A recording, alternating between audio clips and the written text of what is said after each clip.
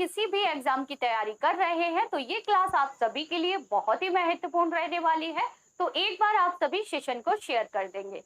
तो चलिए डिस्कस करते हैं। सबसे पहले नजर डालते हैं आज की महत्वपूर्ण सुर्खियों पर।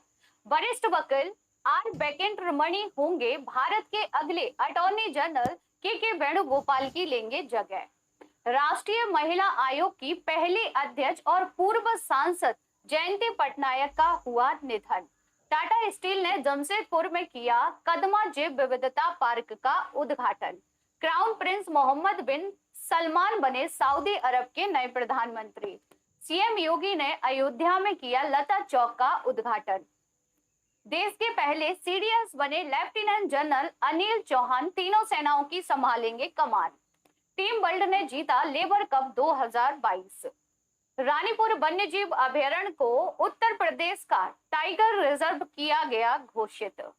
जनजातियों का विश्व को जारी करने वाला पहला राज्य बना उड़ीसा। सीएम पटनायक ने किया 5 संस्करणों का विमोचन। भारत सरकार ने लगाया पॉपुलर फ्रंट ऑफ इंडिया पर प्रतिबंध। अब डिस्कस कर लेते हैं डिटेल से। तो फर्स्ट क्वेश्चन देखेंगे फ्रेंड्स कि रानीपुर वन्यजीव अभयारण्य किस राज्य में स्थित है। तो फ्रेंड जो रानीपुर वर्ल्ड लाइफ सेंचुरी है ना, रानीपुर वर्ल्ड लाइफ सेंचुरी ये है उत्तर प्रदेश में। कहां पर है फ्रेंड्स? तो आपका आंसर होगा ये है उत्तर प्रदेश में। कहां पर है? तो ये है उत्तर प्रदेश में। अब ये सुर्खियों में क्यों है? क्योंकि रानीपुर वन्यजीव अभयारण्य को टाइगर रिजर्व बनाया जा रहा है। रानीपुर वन्यजीव अभयारण्य को क्या बनाया जा रहा है? तो इसे टाइगर रिजर्व बनाया जा रहा है। तो फ्रेंड्स याद रखेंगे ये जो टाइगर रिजर्व है रानीपुर टाइगर रिजर्व, ये बुंदेलखंड का पहला टाइगर रिजर्व होगा। बुंदेलखंड का पहला टाइगर रिजर्व होगा और ये उत्तर प्रदेश का ये चौथा टाइगर रिजर्व होगा। बुंदेलखंड का ये पहला होगा और उत्तर प्रदेश का ये चौथा टाइगर रिजर्व होगा। उत्तर प्रदेश के 3 अन्य टाइगर रिजर्व कौन से हैं? उत्तर प्रदेश के 3 अन्य टाइगर रिजर्व कौन से हैं? तो एक है आपका दुधवा टाइगर रिजर्व, सेकंड है आपका अमानगढ़ टाइगर रिजर्व और थर्ड होगा आपका पीलीभीत। ठीक है। तो अब जो रानीपुर टाइगर रिजर्व है इसके बन जाने के बाद उत्तर प्रदेश में जो टाइगर रिजर्व की संख्या हो जाएगी वो कितनी हो जाएगी? तो 4 हो जाएगी। फ्रेंड्स इसे जो बनाया जा रहा है, आइए डिस्कस करते हैं कि इसे क्यों बनाया जा रहा है। तो आपने एक परियोजना सुनी होगी, क्लास में हम लोगों ने कई बार डिस्कस किया हुआ है एक परियोजना के बारे में जो कि बहुत महत्वपूर्ण है। ये मैंने एमपी का मैप आपके आगे बनाया है। ठीक है, एक परियोजना आप सभी ने सुनी होगी, केन-बेतवा लिंक परियोजना। फ्रेंड्स ये है बेतवा नदी और यहाँ से आपकी निकलती है केन नदी। ये दोनों कहाँ मिल जाती है फ्रेंड्स? ये दोनों नदी किसकी सहायक नदी है? अगर आपसे पूछ लिया जाए तो याद रखेंगे ये दोनों यमुना की सहायक है, यमुना नदी की ये सहायक है। फ्रेंड्स यहाँ पर क्या है? तो केन बेतवा लिंक परियोजना में क्या हो रहा है कि केन बेतवा नदियों को आपस में एक नहर के माध्यम से जोड़ा जा रहा है। अब फ्रेंड्स यहाँ पर क्या है? यहाँ पर है पन्ना टाइगर रिजर्व। इस वाले एरिया में आपको देखने को मिलेगा पन्ना टाइगर रिजर्व। तो ये इस नहर के माध्यम से क्या हो रहा है कि जो पन्ना टाइगर रिजर्व है ना, इसका काफी एरिया जल में डूब जाएगा अगर ये नहर बन जाती है तो फ्रेंड जो यहाँ पर आपका रानीपुर टाइगर रिजर्व है ना, रानीपुर जो अभयारण्य है इसे अब टाइगर रिजर्व बनाया जा रहा है। ये है आपका चित्रकूट वाले एरिया में। ठीक है, यहाँ तक क्लियर है। तो अगर ये टाइगर रिजर्व बन जाता है फ्रेंड्स, अगर ये टाइगर रिजर्व बन जाता है तो पन्ना का जो एरिया डूब रहा है जल में, तो यहाँ से जो बाघ होंगे ना वो कुछ यहाँ पर भी जा सकते हैं, यानी कि यहाँ पर भी उन्हें शिफ्ट किया जा सकता है। तो इससे ये एक फायदा यहाँ पर हो सकता है। तो आप सभी को क्लियर होगा टाइगर रिजर्व कहाँ पर बन रहा है फ्रेंड्स? ये तो उत्तर प्रदेश में इसे बनाया जा रहा है। याद रखेंगे कहां पर बनाया जा रहा है? तो उत्तर प्रदेश में इसे बनाया जा रहा है। अन्य ऑप्शंस के बारे में भी फटाफट से रिवीजन कर लेते हैं। अन्य ऑप्शंस के बारे में भी रिवीजन करेंगे। अगर मैं आपसे पूछूं भारत का 53वां टाइगर रिजर्व कहां बनाया गया है? तो छत्तीसगढ़ में बनाया गया है। जिसका नाम है गुरु घासीदास नेशनल पार्क और तमोर पिंगला वन्यजीव अभयारण्य के संयुक्त क्षेत्र को मिलाकर। ठीक है, पहला टाइगर रिजर्व कहां पर है फ्रेंड्स? पहला टाइगर रिजर्व है आपका रामगंगा नेशनल पार्क, जिसे पहले जिम कॉर्बेट नेशनल पार्क के नाम से जानते थे, और कहां पर है? तो उत्तराखंड में है। ठीक है, राजस्थान में 52वां टाइगर रिजर्व है, राजस्थान में 52वां टाइगर रिजर्व है, जिसका नाम है रामगढ़ विषधारी अभयारण्य, जो कि भारत का 52वां टाइगर रिजर्व है। यहाँ तक क्लियर है आप सभी को? चलिए आगे बढ़ते हैं। तो ये हम लोगों ने डिस्कस कर लिया। नेक्स्ट क्वेश्चन देखेंगे कि भारत के नए अटॉर्नी जनरल कौन होंगे? भारत के नए अटॉर्नी जनरल कौन होंगे? तो फ्रेंड्स, भारत के नए अटॉर्नी जनरल बनेंगे आर वेंकट मणि, जिन्हें आप सभी पिक में देख पा रहे होंगे। ये किसका स्थान लेंगे? तो ये के वेणुगोपाल का स्थान लेंगे। के वेणुगोपाल का जो कार्यकाल है वो 30 सितंबर को खत्म हो रहा है। के वेणुगोपाल का कार्यकाल खत्म हो रहा है 30 सितंबर को, और फिर इनके बाद शुरू होगा आर वेंकट मणि का कार्यकाल। ठीक है, तो ये यहाँ तक क्लियर है। अगर आपसे पूछ लिया जाए कि भारत के पहले अटॉर्नी जनरल कौन थे फ्रेंड्स? तो भारत के पहले अटॉर्नी जनरल थे एम श्री सीतलवाड़। याद रखेंगे, इनका नाम बहुत महत्वपूर्ण है। भारत के ये पहले थे। भारत के पहले अटॉर्नी जनरल कौन थे? तो आपका आंसर होगा एम सीतलवाड़। ठीक है, किस आर्टिकल में अटॉर्नी जनरल की नियुक्ति है फ्रेंड्स? तो आंसर होगा आर्टिकल 76। नियुक्ति किसके द्वारा की जाती है? तो राष्ट्रपति के द्वारा की जाती है। किसके द्वारा की जाती है? तो नियुक्ति की जाती है राष्ट्रपति के द्वारा, आर्टिकल 76। ठीक है, चलिए आगे डिस्कस करते हैं, कर लीजिएगा। अगला क्वेश्चन डिस्कस करते हैं कि टाटा स्टील ने कहां पर कदमा जैव विविधता पार्क का उद्घाटन किया है? तो फ्रेंड, जो कदमा जैव विविधता पार्क है ना, कदमा जैव विविधता पार्क, इसका उद्घाटन किया गया है कहां पर? जमशेदपुर में।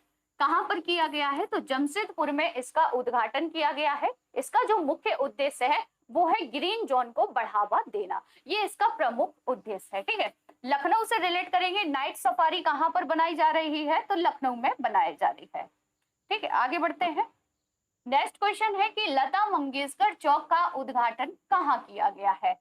तो फ्रेंड्स, लता मंगेशकर जी का जो चौक बनाया गया है ना, ये बनाया गया है अयोध्या में। कहां पर बनाया गया है? तो अयोध्या में बनाया गया है, और इसका उद्घाटन किया है अयोध्या के उत्तर प्रदेश के मुख्यमंत्री सीएम योगी आदित्यनाथ जी के द्वारा। ठीक है, तो पिक में आप सब देख सकते हैं। इसका जो डिजाइन है वो किसने तैयार किया है? इसे किसने बनाया है? तो आंसर होगा राम सुतार। ठीक है, ये पॉइंट भी बहुत महत्वपूर्ण हो जाता है फ्रेंड्स। किसके द्वारा तैयार किया गया है? राम सुतार। ठीक है, अब जो लता मंगेशकर जी है ना, इन्हें भारत रत्न कब दिया गया था फ्रेंड्स? भारत रत्न इन्हें कब दिया गया था? अगर आपसे पूछ लिया जाए भारत रत्न कब दिया गया था, तो 2001 में इन्हें भारत रत्न से सम्मानित किया गया था। इनका जन्म कहां पर हुआ था फ्रेंड्स? इनका जन्म कहां पर हुआ था? तो इनका जन्म हुआ था इंदौर मध्य प्रदेश में। कहां पर हुआ था? तो इंदौर मध्य प्रदेश में इनका जन्म हुआ था। ठीक है, चलिए बढ़ते हैं आगे, डिस्कस करते हैं। तो जो बीड़ा, जैसे कि मैंने अभी आपको बताया, जो बीड़ा बनाई गई है ये राम सुतार के द्वारा बनाई गई है। नेक्स्ट क्वेश्चन है, क्राउन प्रिंस मोहम्मद बिन सलमान किस देश के प्रधानमंत्री बने हैं? तो फ्रेंड्स, क्राउन प्रिंस मोहम्मद बिन सलमान ये कहाँ के प्रधानमंत्री बने हैं? तो ये बने हैं सऊदी अरब के। कहाँ के बने हैं? सऊदी अरब के ये प्रधानमंत्री बनाए गए हैं।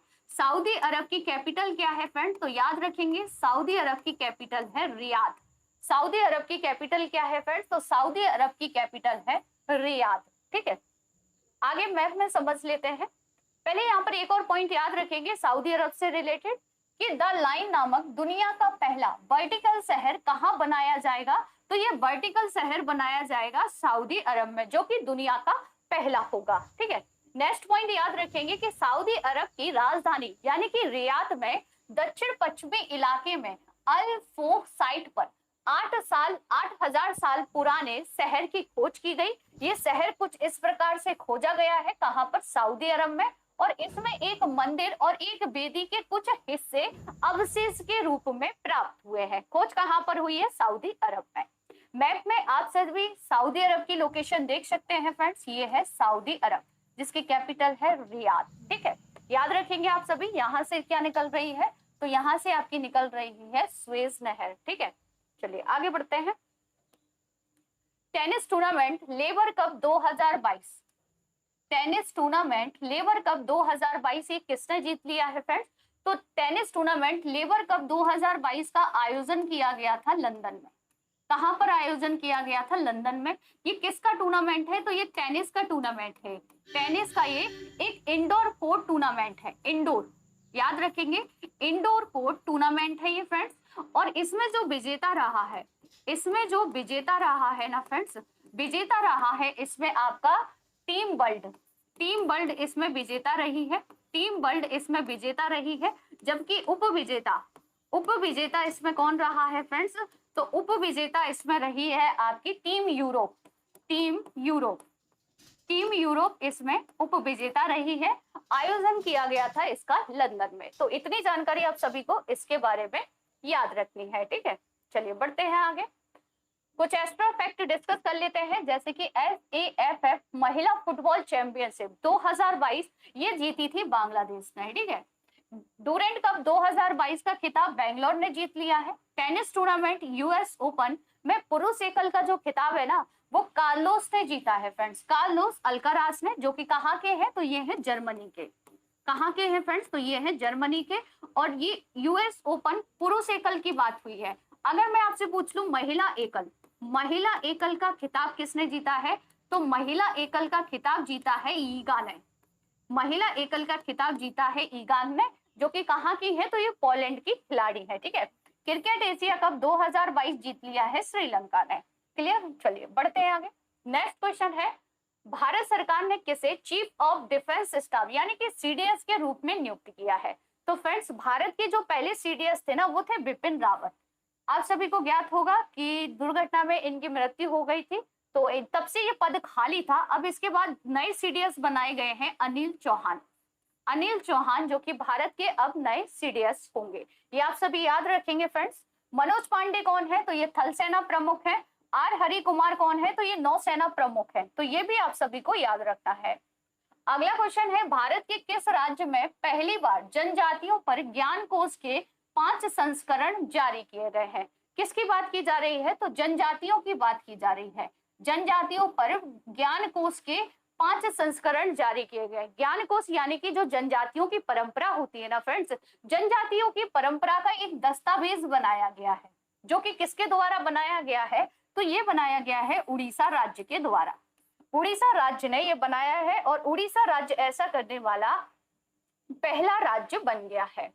नेक्स्ट क्वेश्चन है, निम्न में से किस आयोग की पहली अध्यक्ष और पूर्व सांसद जयंती पटनायक का निधन हो गया है? तो फ्रेंड, जो जयंती पटनायक थी ना, ये राष्ट्रीय महिला आयोग की पहली अध्यक्ष थी। राष्ट्रीय महिला आयोग की पहली अध्यक्ष थी, जिन्हें आप सभी पिक में देख सकते हैं, और इनका हाल ही में हो गया है निधन। राष्ट्रीय महिला आयोग कैसा निकाय था? तो ये एक सांविधिक निकाय है फ्रेंड्स, याद रखेंगे राष्ट्रीय महिला आयोग।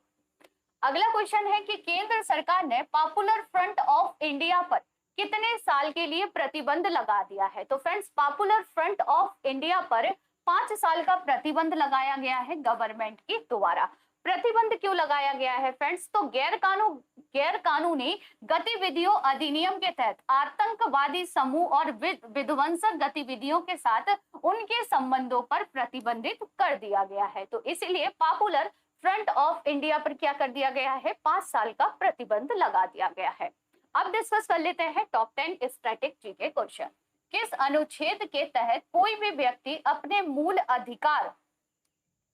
अधिकार के उल्लंघन के लिए सीधे उच्चतम न्यायालय में जा सकता है? तो आर्टिकल 32।